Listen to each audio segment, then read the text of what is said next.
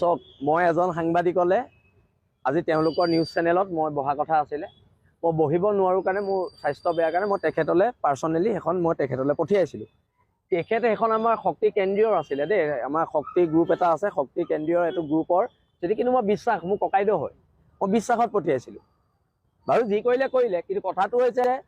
এনে কিছুমান মানুহে ফুৰ্তি পাব নালাগে যে অখিল গগৈ আমাৰ চিফ সেক্ৰেটাৰীলে পত্ৰ দিলে বিল আসি থানা দুভাগ হৈ গ'ল দেই এইটো ফুৰ্তি পাব নালাগে ফটকা ফুটাব নালাগে হা আৰু মই একাৰণে কৈছো মই বিল আসি থানা নিজেই লৈছো মই একচুয়ালি অব্যাহতি বিচাৰিছিলো মই 2 মাহৰ অব্যাহতি বিচাৰিছিলো কিন্তু বৰ্তমান অসমৰ যেটো পৰিবেশ পৰিস্থিতি সংগঠনে আলোচনা কৰি হৰকুমাৰ গগৈৰ লগত মই এতিয়া জাজিত বহিছিলো আমি একেলগে ভাত খাইছো তাত মোক হৰয়ে কৈছে যে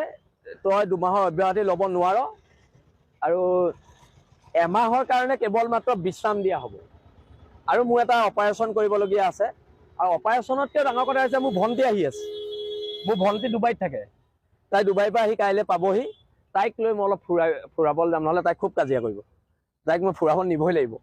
আৰু কিছুমান আৰু অকল পৰিয়ালক সময় দিয়াৰ খুব প্ৰয়োজনীয়তা আহি পৰিছে কিন্তু কোনো এটো কথা ভাবি উৎফুল্লিত হ'ব নালাগে যে বাংলাদেশীৰ বিৰুদ্ধে আমাৰ আন্দোলনখন ৰখি যাব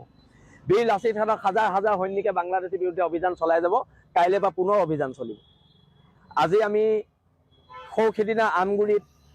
এজন সন্দেহযুক্ত বাংলাদেশীয়ে অষ্টম শ্ৰেণীৰ ছোৱালী এজনী কিডনেপ কৰি লৈ গৈছে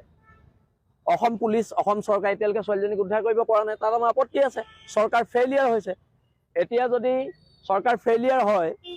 আমি 48 ঘণ্টা সময় দিছো তেন্তেতো আমগুৰিত হুলস্থুল হ'ব বিল আসি থানা সৈনিকে খুদাই নেৰিব